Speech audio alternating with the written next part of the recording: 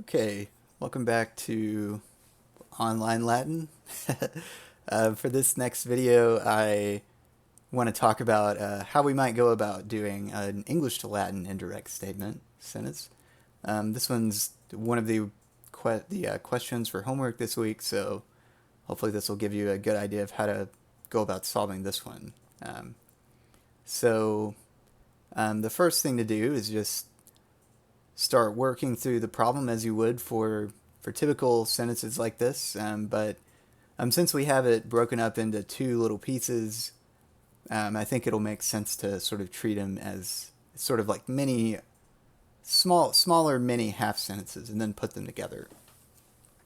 So the first step is just thinking through the grammar of the sentence in English, and then putting it together into Latin comes after that. So let's just think about how these ideas are related here. So um, if you want to take a couple seconds, pause the video and just work on it on your own, and then I'll talk about it. So, all right, I'm gonna go ahead and talk. So, our subject then is Augustus. So, and he thinks.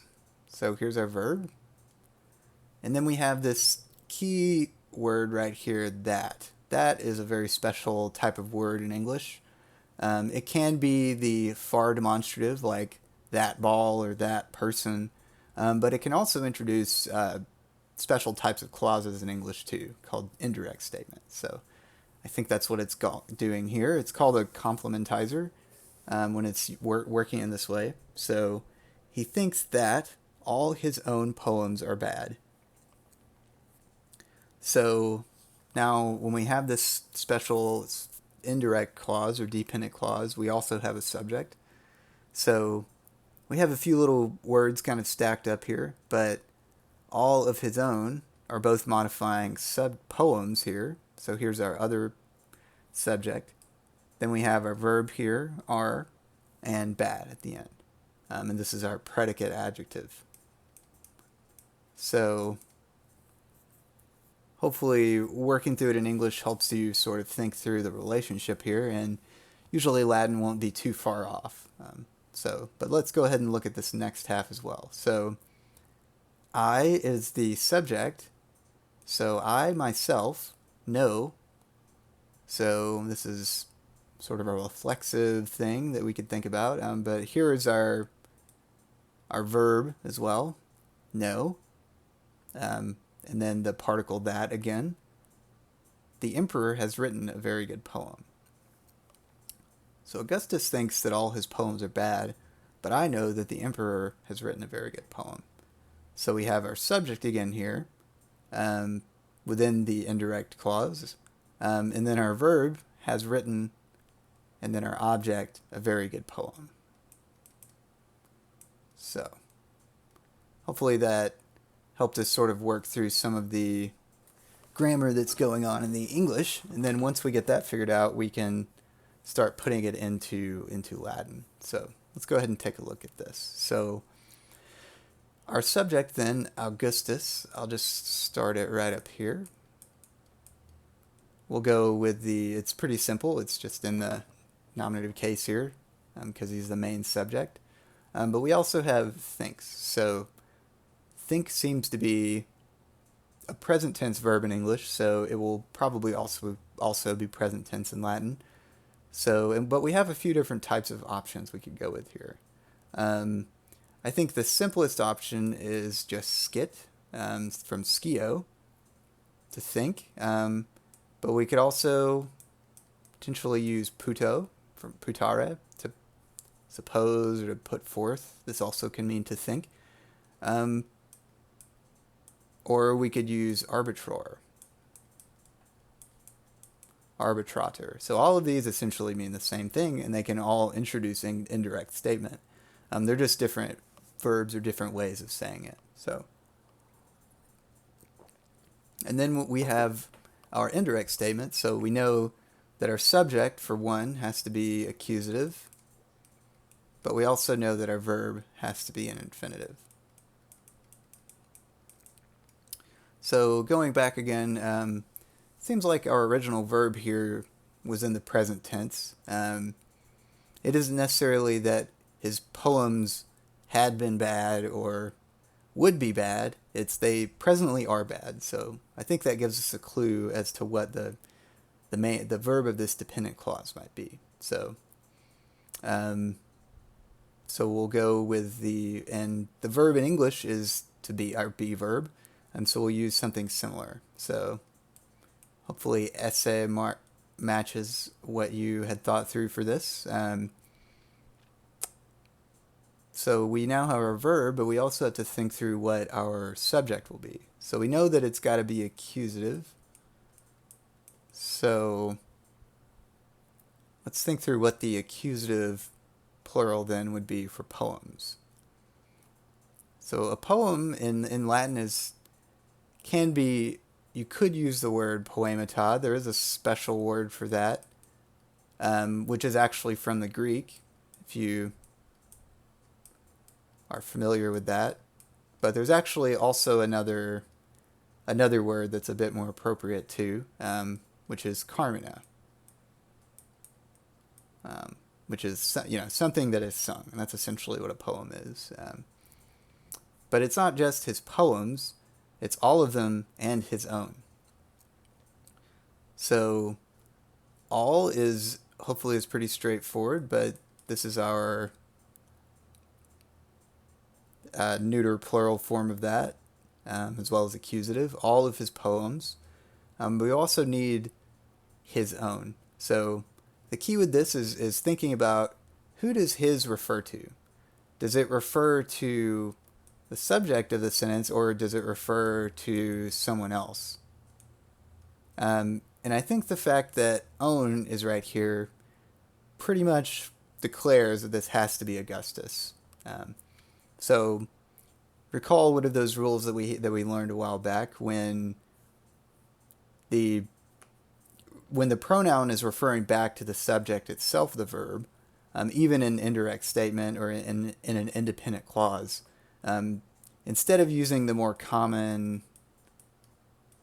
eis eorum, you'll actually use a form of suis. So sua here, S-U-A, is relating back to his own poem. So it's a reflexive adjective. It modifies the verb. It modifies the noun as an adjective, but it refers back to whoever the original subject was.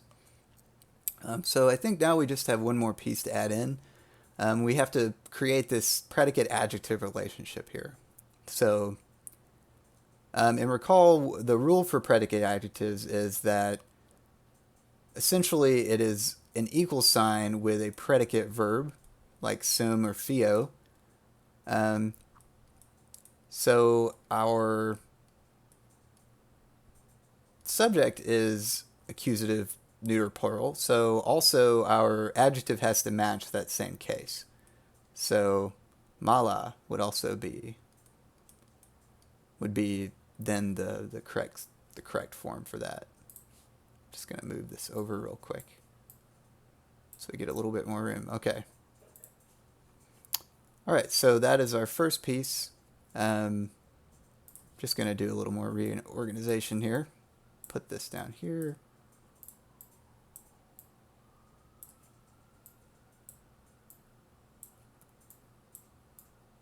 All right, just so we save a little bit of space. Oops, didn't quite get all of that. Okay, so yeah, okay. Doesn't look the greatest, but it's all right. We've got it. Okay, so let's go ahead and work on the next little piece then. So Augustus knows that all of his own songs are bad, but I myself know that the emperor has written a very good poem. So I'm going to do this with another color just to show that we're in a different mode now. I'm going to change the size of that just a little bit. Okay.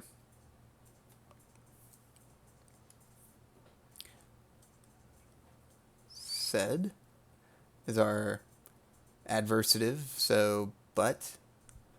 I myself, so the subject here is I, so we could use ego, Just if we wanted to be really particular that it was just I, that is me, think this thing, we could also use ipse.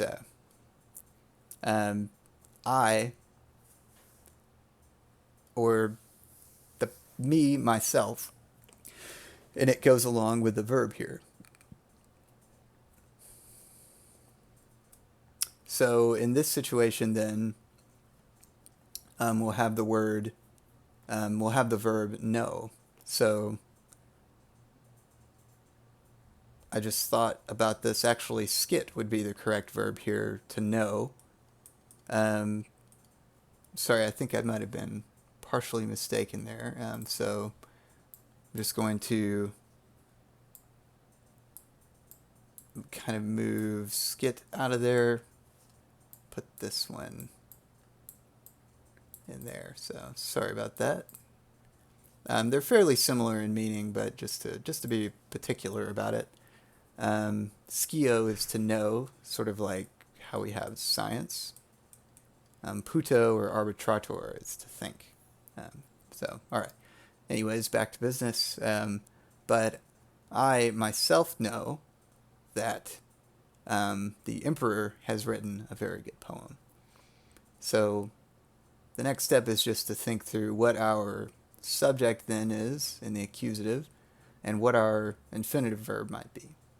So emperor in the accusative is fairly similar. Imperatorum, accusative singular, and has written. I think this has part really clues off what tense this infinitive will be. So we just have to think about what the verb to write is. So hopefully you remember the word scribo. So the third principal part of the perfect form is scripsi. So its infinitive then, well, you'll just stick the issa part onto the end of it. So has written. So I know myself that the emperor has written. And what did he write? He wrote a very good poem. So we'll just, it's not necessarily one single, not a plural poem like before, but just one.